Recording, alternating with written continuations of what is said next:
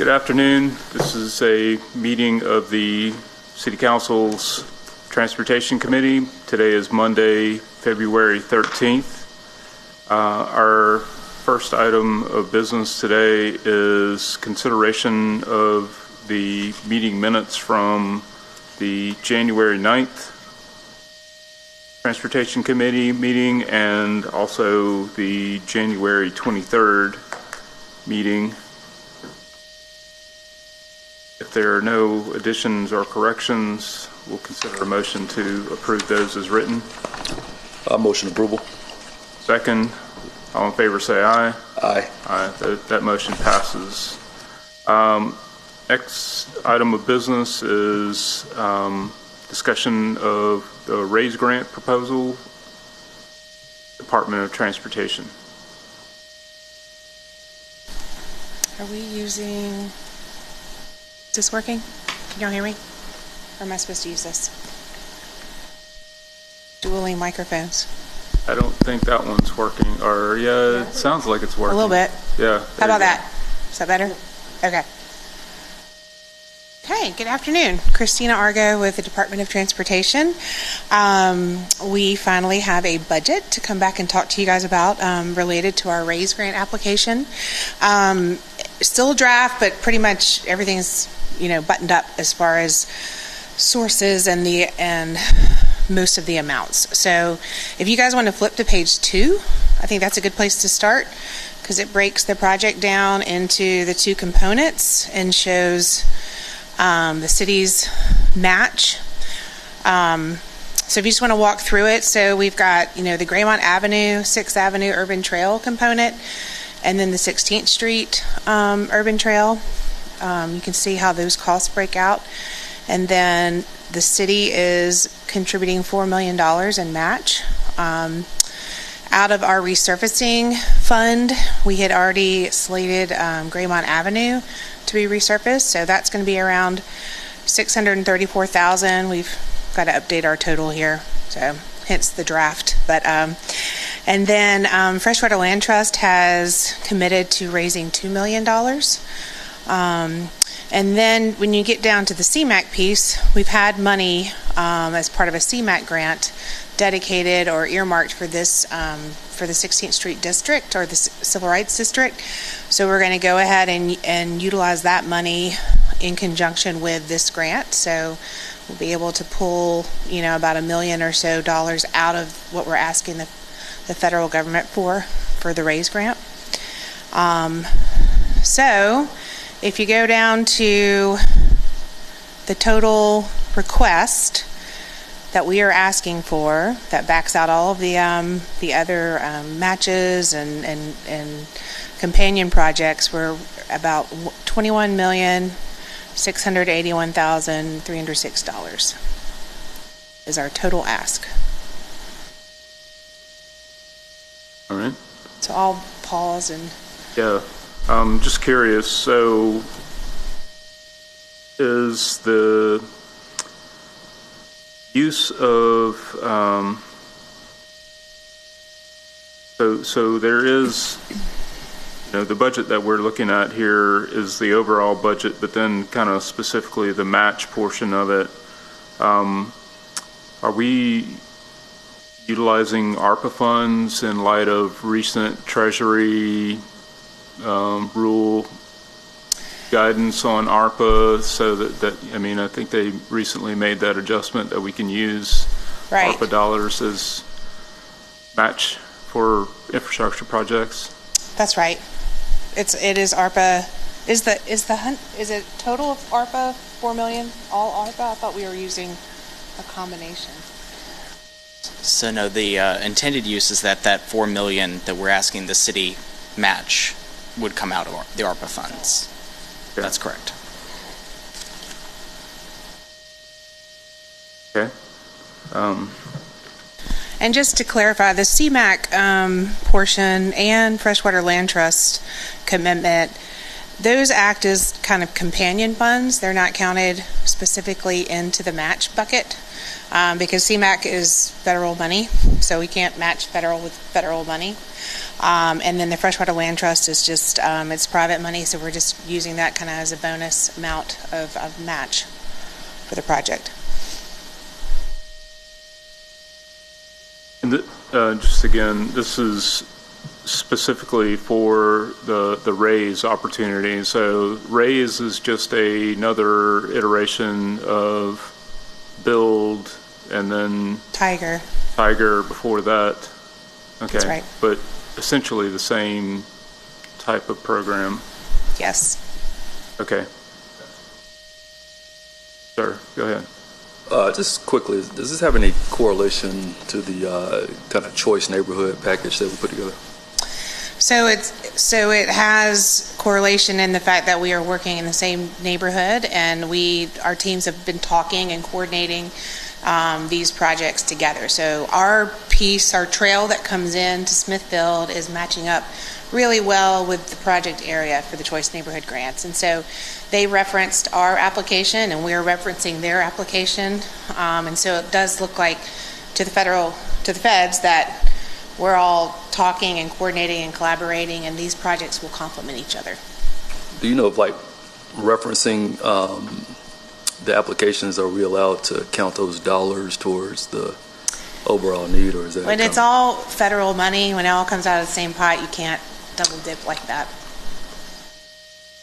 Okay, but you get what I'm saying? Like, there was a set threshold of. Right. Yeah. I think what he's referring to is that in order for us to be competitive for the Choice Neighborhood application, what we're being told is that HUD wants to see,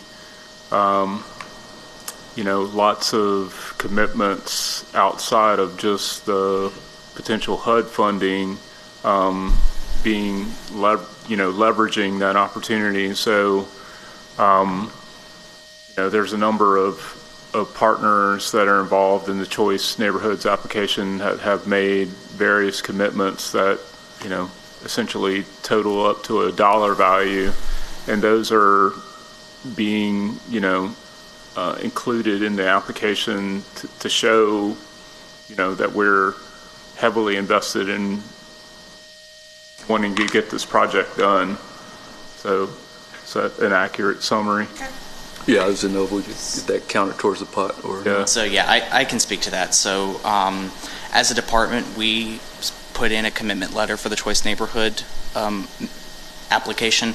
That commitment, which was as part of that $50 million match, did not include this project. And the reason it didn't is that we were concerned, part of the language in the C&I grant application is that the commitments that we make have to be spent within a certain time period. And given how federal grant projects like RAISE, big ones, can extend out, we weren't comfortable saying that we could make that as a commitment. However, it was included as a reference in the Choice Neighborhood application so that both DOT and HUD saw that these are kind of being done in tandem, but we're not committing this project into our Choice Neighborhood commitment. The other thing that I would say is that the 16th Street project in particular has been, there's been a streetscape project sort of on the books for a long time. So this is just its latest iteration from my view. So that's what the CMAQ funds are. So the CMAQ funds are taking, we had to set the scope for that streetscape project, and part of that was the Apple study that then became the RAISE project. So we are using that CMAQ funding, and we're going to set a specific scope of 16th Street to be funded as that streetscape project. And then the RAISE grant is going to basically expand on that. Okay. Got it. All right. Any additional information you guys wanted to present? Not really. I think we've, if you guys want to look at the last page, I think one really compelling piece of this project is the fact that the entire project is within a persistent poverty tract. And that is a very compelling argument and hits hard one of the pieces of the criteria for the grant. So we're glad that we're able to hit that piece, and will help differentiate our project from others. So looking over the information that you guys have presented. I'm familiar with the last time I had said that Volkert was involved, and that was incorrect. It's actually Kimley Horn. Kimley Horn, yes. And so just participating in some of the stakeholder input from that, I understand, a little bit about what that might look like. What's been proposed in the Apple study is sort of to have a centerpiece plaza between Kelly Ingram Park and the Civil Rights Institute that would include some traffic calming component to, slow traffic along 16th Street, and then just otherwise sort of general streetscape improvements along that corridor. However, I'm not familiar with what's being proposed for Graymont Avenue, but looking at some of the renderings here, it looks like a road diet and some bike lanes are being proposed, especially for the area around Legion Field. That's right.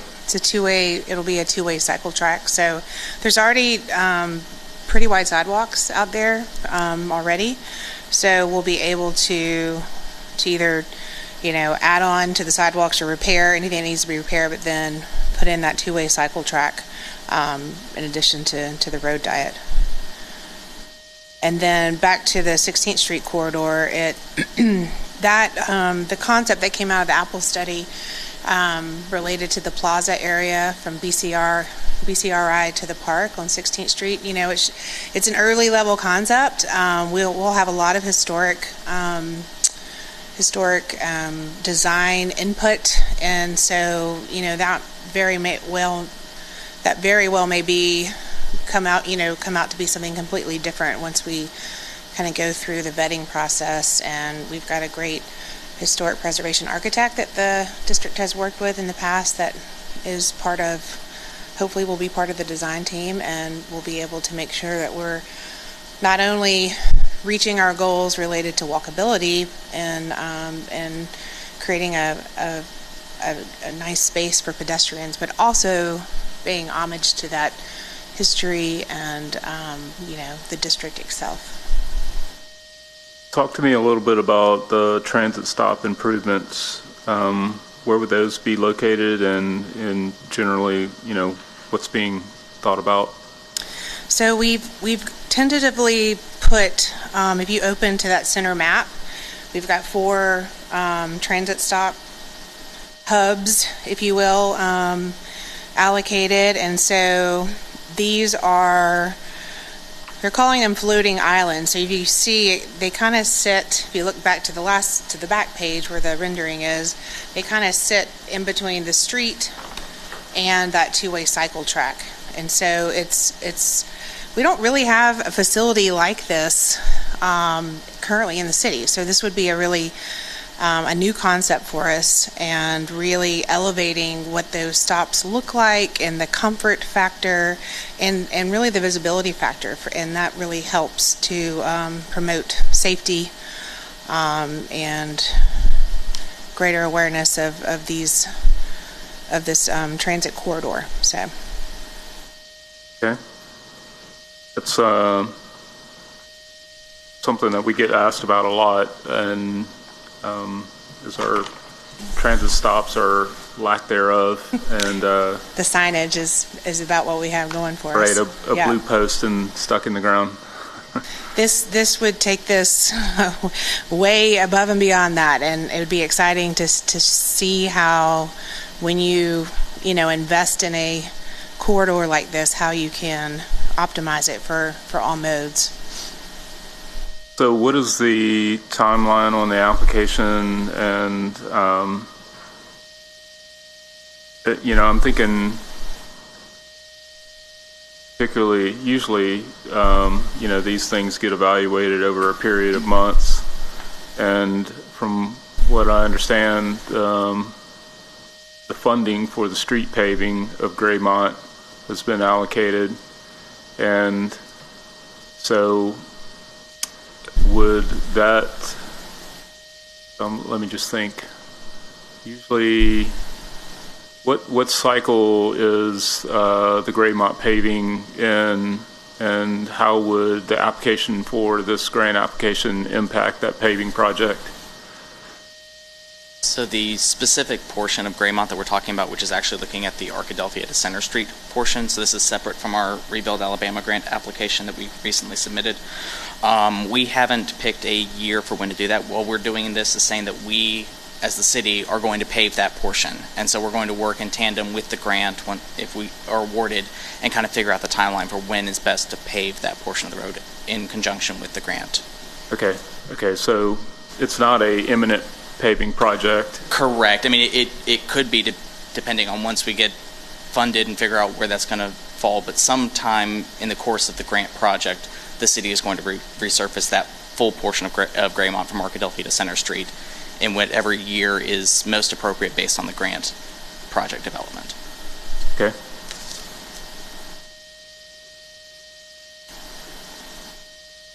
Yeah, real quick, just want to make sure I have a good understanding of what a mobility hub is and what exactly is included in that. Yeah, so it's a very new concept, and we're using the premise of this mobility hub to hit some of the technology points in the grant. So showing that we're investing in multiple modes of transportation, and so basically what a hub will be is a place where you can catch the bus, charge your EV car, pick up a bike or a scooter. It will have other programming features, something like maybe food trucks or maybe a coffee pop-up stand, and just really kind of making it a center for activity that's focused around mobility. And so there are some cities that have explored this, but it's really a new thing, a new emerging thing, especially here in the United States. And so we feel like that is a really compelling piece to this grant to show what we can do when we put all of our resources together in one area. So, thank you. All right. So you guys are looking to bring an item to the council agenda that would be seeking the council's authorization to submit this application, or for the mayor to submit the application. So the motion from the committee would be to advance this to the full council for consideration and with a recommendation of approval. that's right. I'll make that motion. Second. All in favor, say aye. Aye. Aye. All right. Great. So that passes. Thank you. Yeah. We'll keep you guys posted. Yeah. Just want to recognize a guest that we have with us today, Mr. Carr from Jefferson County Commission, engineer with the commission. Mr. Carr, are you involved in this project? Okay. All right. Well, glad to have you. One thing that I will mention is that I've long had an interest in seeing some sort of presence of some sort of autonomous vehicle program in the city of Birmingham. I think with Alabama being one of the largest auto manufacturing states and, the largest economy in Alabama, it makes sense for Birmingham to be the center of such types of projects. So anyway, I've made a connection with a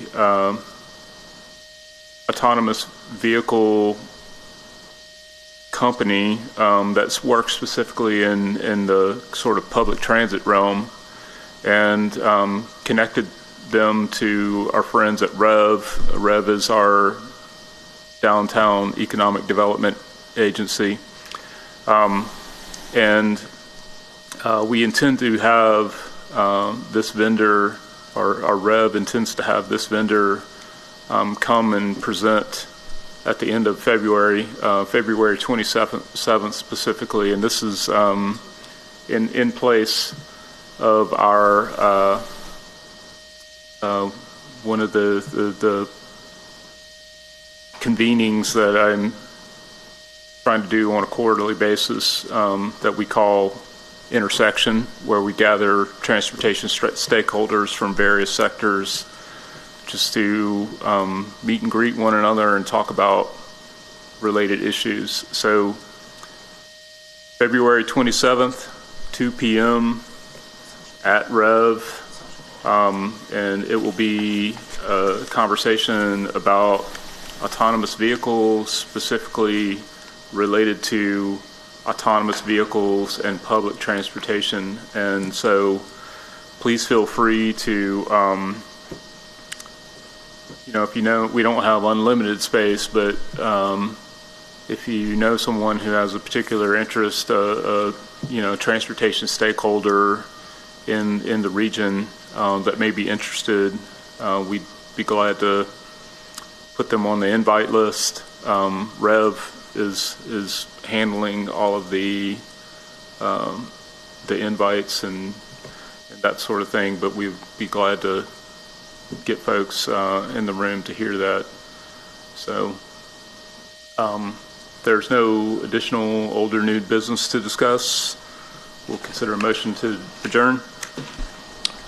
We'll just throw quickly, we'd like to get some information on the eastern area via footprint data. I won't get a chance on that, but I move adjournment. Yeah, on that note, I think that Christina did respond with some information along those lines. It may have been my error that I didn't forward it to you, Councilor Woods. Yeah, did y'all get the PowerPoint deck?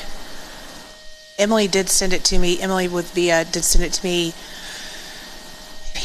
Thursday or Friday. So we do have those numbers. So just let me go back and make sure this is exactly what you want to see. She might have responded to your email too. I think she was going to address some of your detailed questions in the email. Yeah, I seem to recall getting a response from you with an attachment, but may have not forwarded it. I'm sorry. Oh, no, I'll go back and look as well. So you'll have that today, okay? Thank you. All right. Thanks. Oh, you asked me, okay, here's what it was, is that you asked me that they were preparing it, and then you asked me if we had, or you asked us if we had any specific information that we'd be interested in, and I gave you a list of about 24 questions. And she's responded to all that. I don't think I've forwarded that to you, so. Okay, all so right. Anything that they couldn't address, graphically or in a chart, she definitely responded to all of your questions. And so if it was something they could dive deeper into, they can, or, if they couldn't get to it, she explained kind of why. So I think I owe you guys that email, so. Okay. Yep. Thank you. All right, so we've got a motion to adjourn. Second, all in favor say aye. Aye. Meeting adjourned. Thank you.